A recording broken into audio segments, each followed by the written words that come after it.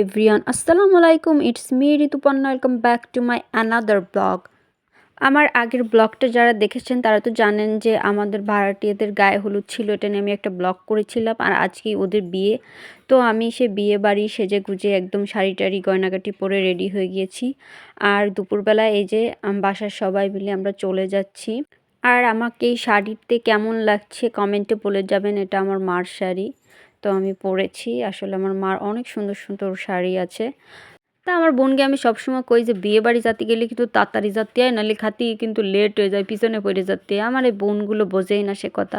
সে যায় দেই সত্যি সত্যি যে দাঁড়াই থাকতে আসছে, সে মানুষ খাতি বসে গেছে আর আমাকে এখন দাঁড়াই থাকতেছে, কি একটা ঝামেলা। আর ইনারে আমি জিজ্ঞেস করতেছিলাম যে শোভা আপা কয় কয় কি ঘরে সাজতেছে, মানে ও সাজাই শেষ হয় না, এত শাস্তি পারে এই মহিলা। মিট দিস মহিলা শোভা আর এই যে ওর বোন বোবা, ও সরি বোবা না, ওর নাম হচ্ছে সিকি। ওরা যখন ঢাকায় থাকতো দুই বোনই হচ্ছে সিনেমার নাটকে সাইড ক্যারেক্টারে হচ্ছে অনেক অভিনয় করিছে। তা এখন ওরা আমাকে এই বারাটিয়া বাড়ি থাকে। আর এই যে আমি আর জালিসা বসে রয়েছি খাস জন্য ওয়েট করতেছি খাবার যে কখন দেবে। তা মেলা কষ্টে টষ্টে ফাইনালি একটা টেবিল আমরা পাইয়ে গেছি। আর এই যে সবাই বসে পড়ছি। আব্বু কাছে কি কি রে খাতি তোরা দিচ্ছিস না কেন, তাড়াতাড়ি খাবার দাবার নিয়ে আয়। তাই এই যে আমরা খাতি বসে গেছি। আর এই যে প্রথমে দিছিল পোলাও, আর এনেছিল সালাদ, আর এই যে দিছিল ডাইল। আমি বিয়েবাড়ি যাই শুধু ডাইল খাতি, বুঝছেন? আমার বিয়েবাড়ির ডাইল যে এত মজা লাগে। তা আমার মতো কিটা কিটা ডাইল খাতি যান কয়ে দেন কমেন্টে। ডাইলির কথা কতে যায় একটা শিলুক মনে পড়ে গেল যে মোরহর কি খাই বাল, খামুদের দুগ্গা ডাল দিয়া। যদিও এটা আমাকে খুলনার শিলুক না, এটা হচ্ছে বরিশালের শিলুক, তারপরে দিয়ে দিলাম। আর এই যে খাতি খাতি আমি আর গরুর মাংসের ভিডিও করতে পারিনি, ভুলে গেছিলাম। তারপরে খাওয়া দাওয়া শেষ করে এখানে একটা বিলে হয়ে গেছি। আর বিলেটা যেহেতু হয়ে গেছি টুকাই টুকাই নিয়ে বাড়ি আনা তো সব আমার কাছ, তাই এটার বাড়ি নিয়ে চলে আসলাম। আর এতক্ষণ ধরে বিলেই বাড়ি নিচ্ছি, বিলের আদর করতেছি, তা কুত্তরে না নিলে হবে। এই যে কুত্তো চলে আইসে আর আমারে কাছে যে আমার খাতি দিনে, ওরা বলে এখনো খাতি না দিয়ে ওরা ইনভাইট দিয়ে ডাইকে নিয়ে এসে দাওয়াত দিয়ে কিন্তু এখনো খাতি দিনে, এটা কোনো কথা? তাই এসে আমার কাছে নালিশ করতেছিল।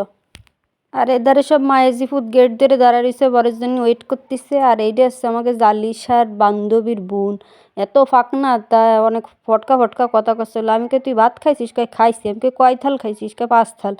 আমি কে ওরে বাবা তোর ফেটে ধরিছে? কয় আরও খাবো। তো আমি কছি আচ্ছা ঠিক আছে, তুই এইটুক হজম করে নে, তারপরে তোরে আমি আবার আর এক প্লেট দিবানি কাতি। আর এদারে বর যে কি আসতে আসতে কি হয়ে গেছে আল্লাহই জানে, বিটা মনে রাস্তা বুইলে গেছে। মায়েরা সব দাঁড়াতি দাঁড়াতি সব ঠ্যাং ব্যথা হয়ে গেছে। তারপরে ওগে এক দফা এক দাবি যে ময়ূরে শহীদ হয়ে যাবো, তাও আজকে গেট দৌড়েই ছাড়বো। তাই এ বরের দেহা পাওয়া চাঁদের দেহা পাওয়া একরকম হয়ে গেছে। মানসি বইসে থাকতে থাকতে মানসির ঠ্যাং টুং ব্যথা হয়ে গেছে, কিন্তু সে বর আর আসতিছে না। তা আমি আর দাঁড়াইতে ভিডিও করতে না পারে শোভা পারে পাঠালাম যে আমার একটু ভিডিও করে দাও, দেখো যে বর আইসে নে নাকি। বর এইবারই বিয়ে করার কথা কয়ে আর একবারই চলে গেছে বিয়ে করতে, অন্য বাড়ি মানে বলে ঢুকে ঢুকে গেছে না, যাই দেখো। আর এই ফিসিরে দেই যে স্প্রাইট খাচ্ছে। আমাকে ও তোর খাওয়া মনে বেশি হয়ে গেছে, খাইয়ে দেখুন একটু হজম করতে হবে না। তাই স্প্রাইট খাই হচ্ছে খাবারটারে হজম করতেছে। ফুলাফানও বোঝে যে খাওয়ার পরে স্প্রাইট খাতে হয়।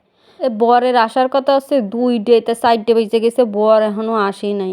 তা আমরা বসে থাকার পরে মেলাক্ষণ পরে সেই 4:30-এর দিকে এই যে বরের দেহা পাইছি। বাবারে বাবা, বন্ধু বান্ধব লিড্ডি ফিড্ডি গিড্ডি মিড্ডি সব টাইনে নিয়ে চলে আইছে বিয়ে বাড়ি ফিরি খাতির। এই বরে এত দেরি করে আইসেও কি হলো, মেকআপ টেকআপ কইরেও তো সেই সালমান খান হতেই পারলো না।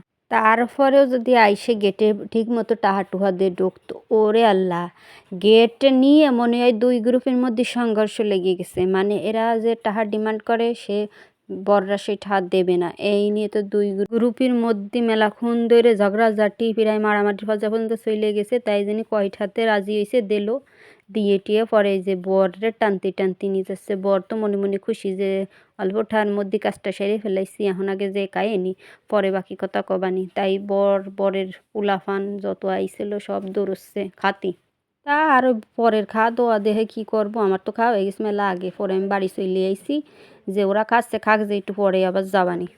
তাই বাড়ি এসে এই যে একটু ছবি টবি তুলতেছিলাম, ভিডিও করতেছিলাম। আর এই যে জালিসার বান্ধবী ওরাও ছবি টবি তুলতেছিল। তারপরে রাত্রি রয়ে গেছে, তা গেলাম দেখতে যে কি অবস্থা। এখন দেখি সে মাইয়েরে বিদায় দেওয়ার বেলা, আর সে মাইয়ে উড়ে কান্দা কান্দতেছে। আমাকে এত কান্দে এখন লাভ আছে বন্ডি, কে বিয়েতে রাজি আইসেলে এখন কান্দ, সারা জীবনের জন্য কান্দা কেবল শুরু, সারা জীবন শুধু কান্দতেই হবে কান্দতেই হবে।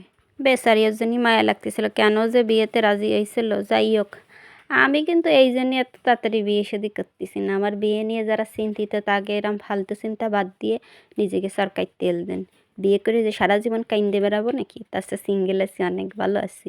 তো আজকের ব্লগটা এই পর্যন্ত ছিল। আমার ব্লগটা যদি ভালো লেগে থাকে তাহলে লাইক, কমেন্ট, শেয়ার করবেন আর আমার পেজের সাথেই থাকবেন। দেখা হবে নেক্সট ভিডিওতে। ততদিন সবাই সুস্থ থাকুন, ভালো থাকুন। আল্লাহ হাফেজ।